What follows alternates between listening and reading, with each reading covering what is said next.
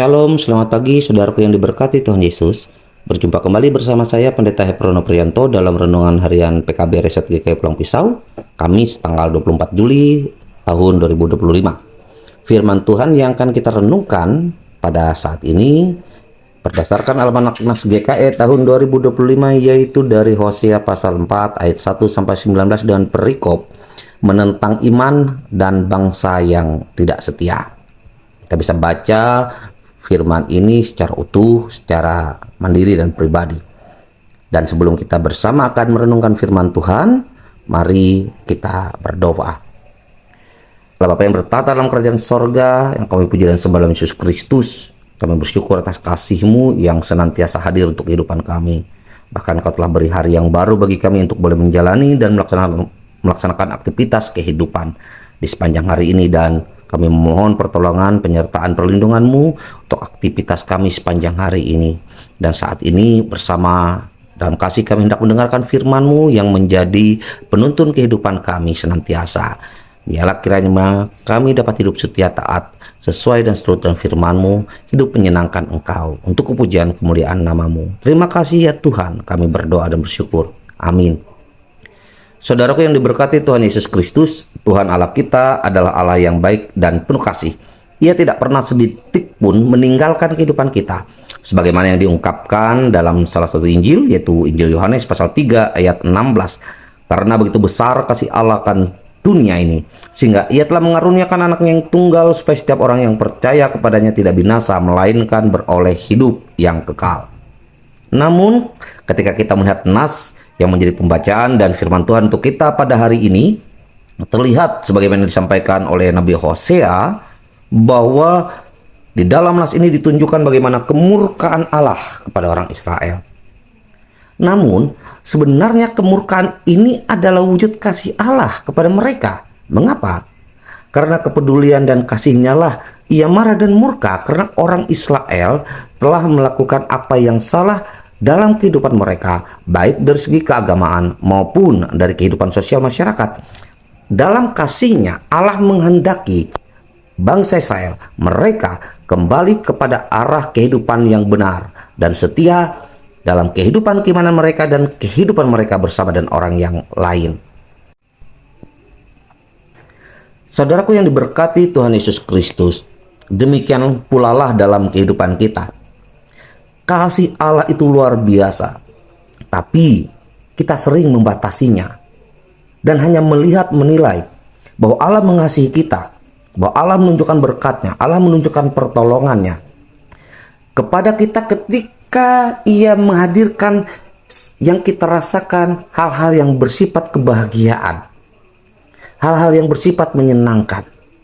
Tetapi ketika kita menghadapi kondisi hidup yang kelam, dalam pergumulan dan hal-hal yang lain yang secara manusia dalam tanda kutip bisa kita sebut tidak baik, kita sering memandang seakan-akan seolah-olah Allah tidak peduli kepada kita, Allah meninggalkan kita, Allah mengabaikan kita. Dan seringkali kita berteriak merontak pada Allah, kenapa hal ini terjadi dalam kehidupan saya? Kenapa Allah tidak mengasihi saya? Saudaraku yang terkasih dalam Tuhan kita Yesus Kristus, padahal wujud kasih dan kepedulian, pertolongan Allah itu tidak terbatas dalam kondisi apapun dalam kehidupan kita manusia. Namun kitalah yang sering kali membatasi pada hal-hal tertentu, sehingga kita katakan kalau Dia bersifat baik, menyenangkan, membahagiakan, Allah penuh kasih. Tapi kalau keadaan yang tidak baik, kita katakan Allah tidak peduli kepada kita. Oleh karena itu, saudaraku yang terkasih dalam Tuhan kita Yesus Kristus, firman Tuhan ini juga menunjukkan bahwa bagaimana wujud kasih Allah itu tanpa batas dalam segala kondisi kehidupan kita, dan itu menyadarkan kita agar di dalam segala keadaan kita bisa melihat bagaimana Allah luar biasa telah menyertai kehidupan kita, dan itulah wujud kasih-Nya. Baik ketika kita senang, bahagia, sedih, kita bisa melihat, menyaksikan Allah tidak pernah sedetik pun mengabaikan kita. Oleh karena itu marilah kita bangun pandangan hidup iman kita yang tidak membatasi keberadaan, penyertaan, kasih dan pertolongan Allah dalam kehidupan kita, agar kita bisa meresapi dalam iman bagaimana luar biasanya Allah telah memelihara hidup kita, yang kadang-kala kalau kita lihat pada kehidupan kita, diri kita sendiri, Sebenarnya saya tidak pantas, tapi Allah dalam kasih-Nya melayakkan kita dan memantaskan kita di hadapannya. Kenapa? Karena Allah tidak menghendaki kita hidup dalam kebinasaan, tapi Ia menginginkan kita hidup dalam kekekalan. Itulah wujud Allah yang luar biasa dalam kehidupan kita, yang Ia hendaki sebagai umat-Nya. Kita hidup taat dan setia kepadanya, menyatakan kepujian, hormat, sembah bagi kemuliaan namanya yang kudus. Tuhan memberkati kita. Amin. Mari kita bersama berdoa atas firman Tuhan yang kita renungkan, dan secara khusus kita berdoa untuk saudara-saudara terkasih kita, Jemaat GKI Yerusalem THT. Tuhan yang baik, Tuhan yang penuh kasih, terima kasih atas firman-Mu yang menunjukkan kepada kami bahwa kasih-Mu tanpa batas. Hanya kadangkala kami sebagai manusia yang terbatas inilah, dalam keterbatasan kami tidak mampu untuk memandang, menggapai wujud kasih-Mu dalam hidup kami. Sehingga kami seakan merasa Engkau tidak peduli, Engkau memalingkan wajah-Mu pada kami. Oleh karena itu, melalui firman-Mu ini kami diajak untuk meresapi kasih-Mu yang sungguh luar biasa, sehingga kami disadarkan bahwa dalam seluruh wujud kehidupan kami, boleh kami lakukan hingga pada saat ini sebagaimana kami ada, semuanya karena pertolongan Tuhan. Langkah-langkah kaki kami yang kecil dan besar, Tuhan tuntun, Tuhan jaga, Tuhan lindungi. Rumah tangga kami, pekerjaan kami, Tuhan yang menyertai. Terima kasih ya Bapa. Oleh karena itu biarlah kami senantiasa menjadi umat yang taat setia kepadamu dalam kehidupan kami. Umat yang menyenangkan Engkau, umat yang senantiasa menyembah Engkau, umat yang senantiasa menghadirkan segala sesuatu yang terbaik dalam kehidupan kami sebagai wujud kasih. Yang demikian pula kasih yang selalu hadir dalam kehidupan kami kepada orang-orang sekitar kami, sesama kami, keluarga, saudara, teman, kerabat kami, yang semuanya itu sebagai wujud kepujian, kemuliaan bagi nama Tuhan. Sebagai wujud kami adalah umat-Mu ya Tuhan. Pada saat ini dalam kasih kami bersama berdoa untuk saudara-saudara terkasih kami, jemaat terkasih Tuhan, Jemaat GKI Yerusalem THT.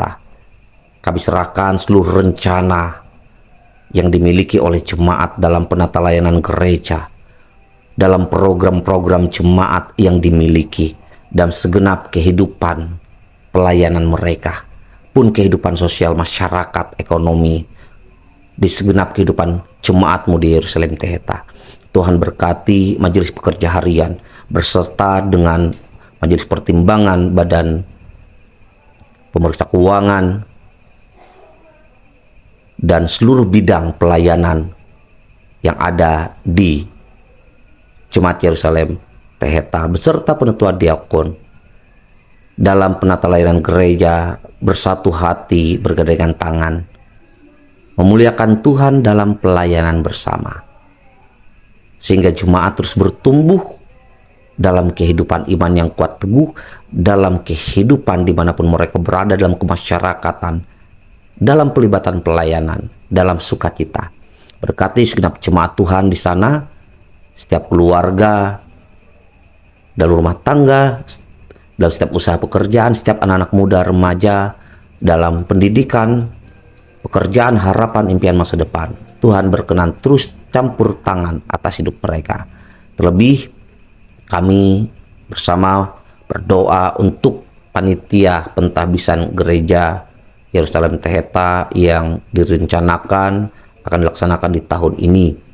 Biarlah seluruh hal yang dipersiapkan dalam kebutuhan, perencanaan, persiapan, Tuhan tolong dan sertai segala apa yang dilakukan oleh panitia, agar segala sesuatunya Tuhan hadirkan, Tuhan sediakan, agar segala rencana yang mereka miliki Tuhan wujudkan untuk sukacita iman segenap jemaat dan sukacita iman kami, setiap umat yang percaya. Terima kasih Bapa Sorgawi.